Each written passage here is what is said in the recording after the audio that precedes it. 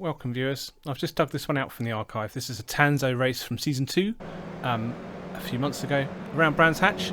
This is race number 2. This is a roll-up lap as well. Race number 1, qualified 16th, finished 7th. Yeah, their stuff happened in front of me basically, and I just made up places, and it was a pretty boring race from about lap 3 onwards. So this is race 2. It's a lot more fun, and we've qualified, I think we've qualified 9th or 10th or something like that, and I'm taking the bottom line. There, some of these paints might be out of date. Looks like I've got quite a good run into Druids. Let's see if we survive. I think that's Mark Brown off to the right. This is a partial reverse grid, so I'm just going to have to drive it like a reverse grid. And I don't do any practice for this league. This is like a fixed setup GR86 league. Damage is off. I've only never driven this car in this league up to this point, and yeah, obviously I know brands, I don't know the car that well, so yeah, it's I was just getting quicker and quicker as the night went on, which is pretty normal, really.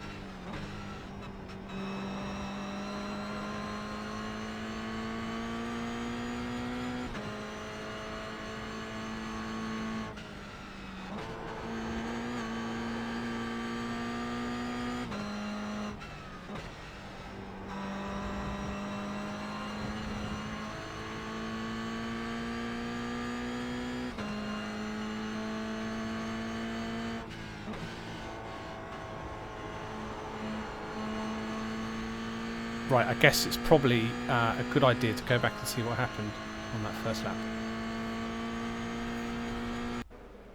Start was alright, a little bit of contact, couldn't really see what the cars either side of me were doing, a bit too focused ahead. This is a nice little arty drone shot. Oh, trees, get the drones out of the trees. Out through Druids. This is the accident later on. I think he just misread the car in front, hit him, caused a thing that took them both out. Bit of a shame. I did think this was the race that no one wanted to win. This is probably my... Yeah, that wasn't good for me. I was just looking behind. I didn't notice that he'd scrubbed a load of speed off and came back into me, and yeah, we just sort of hooked and spun. That's James Baxter, so I did apologise to him after. Wasn't the best of me. I think this is looking back from Aaron Kirby, who was kind of always looking at me. I had this other black car, Ryan Dudley, behind me, and he's one of the more fast and more aggressive drivers, so I was always kind of keeping him in me. I always expected him to do something every corner I was going into, which is one of the reasons I was looking behind at Druids. So now he's alongside, and ideally, as it's a reverse grid, I kind of want him just to pass me and disappear up the road if he's fast enough to get away, but as I say, we're still side by side here, so let's learn how to race brands, I guess. Just be kind of ducks in. I think I go wide onto the grass, but yeah, save it. Aaron gives me a bit of room to come back on, and we're still side by side. You've got to leave room to race in these cars, I say, having never really done that. I think this is Mark Brown as well joining. So yeah, we're in a four-way battle now, which is a bit scary.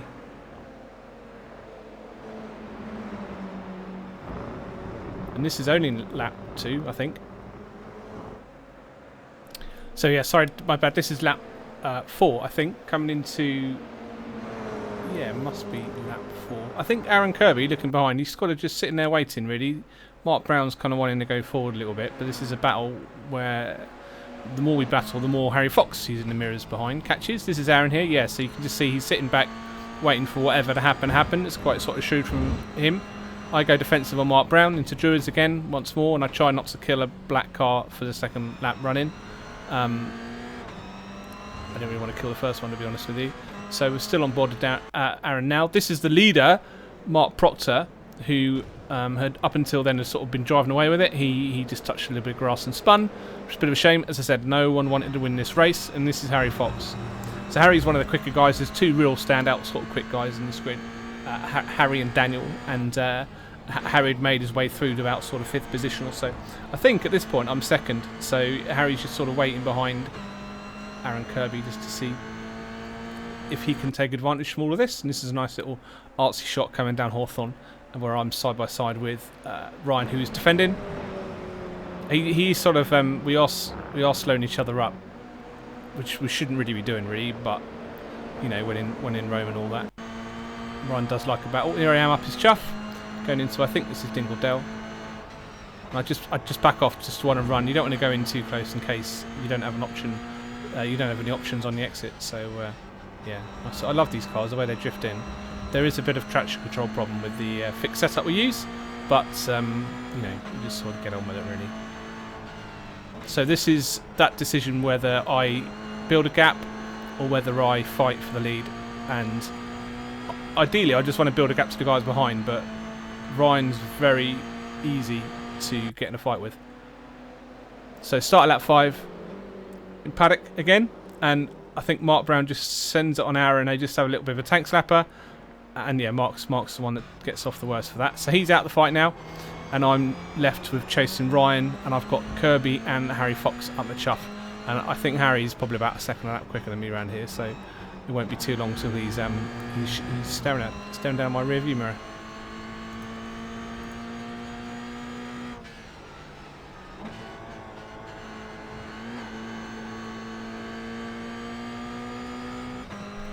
So we're on with Harry now. He's chasing myself and Ryan. Alan Kirby sort of sat still waiting just to see what was going to happen. And is there a tow around here? Well, yeah, there kind of is, really, but it's not that good, to be honest with you. Yeah, he's just chasing around the back end of the circuit now. So at some point he's going to come past, right? So it's up to me how I deal with that. Do I manage him past, knowing that he's just going to piss off into the distance?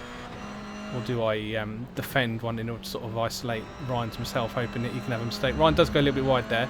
That backs him up. I look to go on the outside for some reason. This is utterly stupid brain fart for me. I thought I'd be able to get a run on the outside, but obviously that was just going to open the door to Harry. So maybe this is actually just me managing him past, really. Doesn't quite work. Maybe I'm just getting a bit excited by it all, really. And I know that I can race on the outside of here, which looks like I do now. A little bit late braking. I get it rotated. I mean, these cars are so narrow, and this track's so much wider when it is now, but we do go 3 wide into here. I didn't know we were 3 wide. Ryan had a little dink to get me out the way. It was a very, very late, sort of cheeky one from Harry, really. I don't know this. This might just be damage model hooking, to be fair with you. You can see it there. And he, as a result, when he tries to get off of me, and I try to get off of him, that knocks Harry off the circuit. So a bit of a shame, a bit messy, to be honest with you. These cars can, this is why I say just keep a little bit of room. He says having left not a lot of room for all of that, but we live to survive another day. So I think this is lap 6. I think I'm just going to leave you guys to watch the rest of this lap.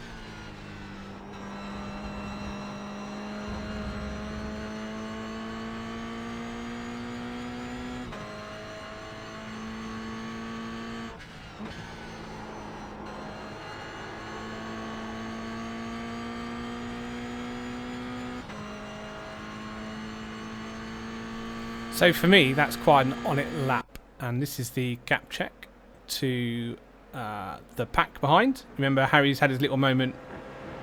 So there's Mr. Kirby, there's Harry, there's the rest, there's Neil Rocks and a couple more.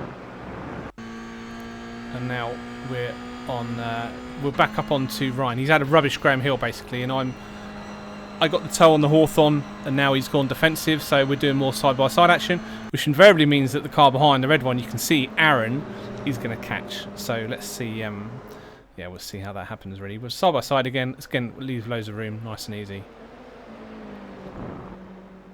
Yeah, wow. Lucky I didn't go in the grass there. And yeah, and Ryan yields, but Ryan's just going to get the cut through, and he's probably going to have me on the exit of this maybe. This is good racing, to be fair.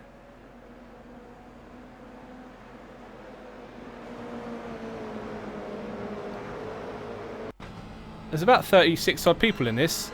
This is Neil Rocks, I think. So the obligatory Neil Rocks on board. The car in front, Daniel Wareham, he's the other really fast guy for this grid. And yeah, we're just going to go into paddock for lap number 8, I think. Look at that, a bit of a slide from me. So you just can't get away from Ryan when you're doing stuff like that, and he can't get away from me when he's making mistakes. So we go side by side into Druids again. Aaron Kirby once again behind. Harry Fox is recovering, and we're on board with Kirby now as we go down to Graham Hill. I didn't even know why are we still fighting. Well, stupid people. Now Kirby gets a run on me, and this probably means I'm going to drop down to 3rd position, and I'm already having a nosebleed that I'm up to here, to be fair with you. So but it's good racing, good fun racing. We're on Harry again. Harry's going to get a toe on both of us, and yeah, Tanso Racing League, everyone. But it's good. It's really, really, really good. So down in the Hawthorne again, I'm weaving around. So what you've seen in the last couple of laps is basically a lesson in what not to do in the reverse grid. Don't fight with people left, right and centre, because the fast guys just catch you up quicker, which puts you under more pressure.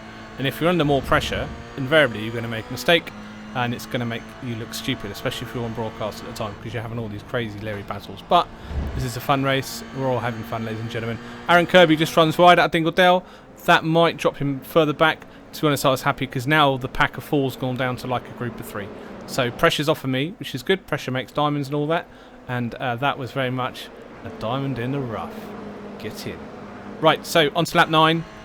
This is a yeah, through paddock. Like, get a bit of a slide, and yeah, I think this is a bit of a shit depend from me. That's a bit late of a move for me, but I don't fully go with it. I always kind of V that off that corner, but yeah, that was like I need to get over.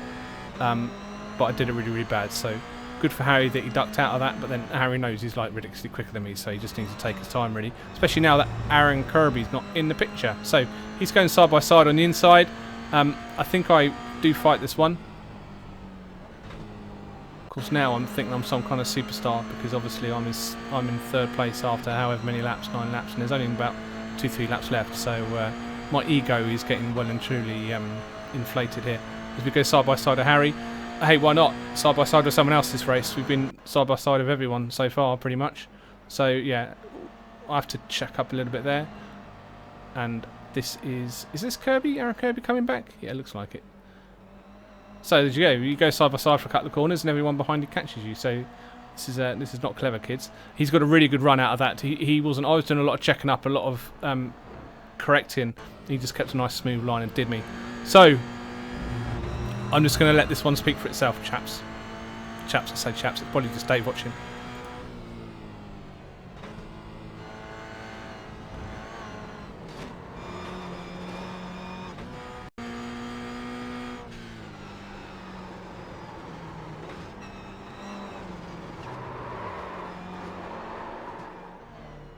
Okay, let me process this.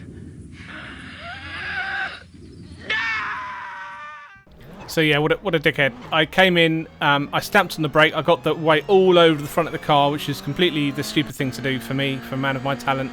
And yeah, I just spun it basically, traction control just did it, and Aaron had nowhere to go. So yeah, what happened? Maybe karma for killing James Baxter earlier, that I had to die at some point. So I rejoined in probably about 11th or 12th or something, and this is probably one of the last battles I get to. I'm behind... Nicholas, I think this guy's name is Nutterson, maybe, and yeah, and I really kind of want to make a few places up where I can now because I'm a bit pissed off at myself, to be honest, and why not? So let's see how he handles this.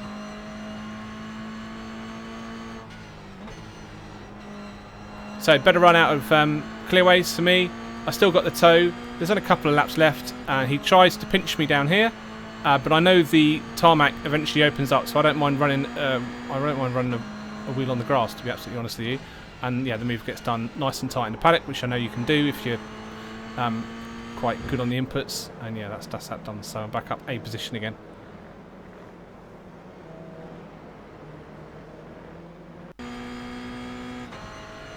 So I think this is very much the last thing I do.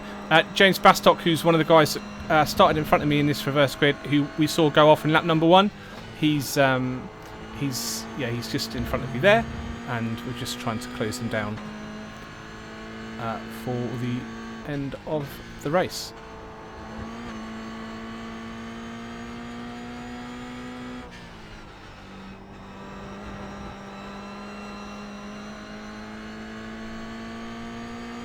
Yeah, am I going to be able to do to that other guy? To James what I did to that other guy? I don't know. There is a car up ahead. I think that's the last freebie. I think Daniel Wareham had an absolute nightmare and came off the circuit. I think he had a traction control induced spin as well. So, which he does once every race pretty much. Yeah, there you go. Just locks up probably on the brake signal or traction control. And yeah, bit of a shame. So that was the end of the race. This was that move on lap 6. I made quite a nice picture. I will put a picture of the results up after this if you want to pause it and watch it. That's completely up to you. This is probably the last Tanso race I've got footage for, but I will put a few more up in the next days from other stuff that I've done. Enjoy. Bye.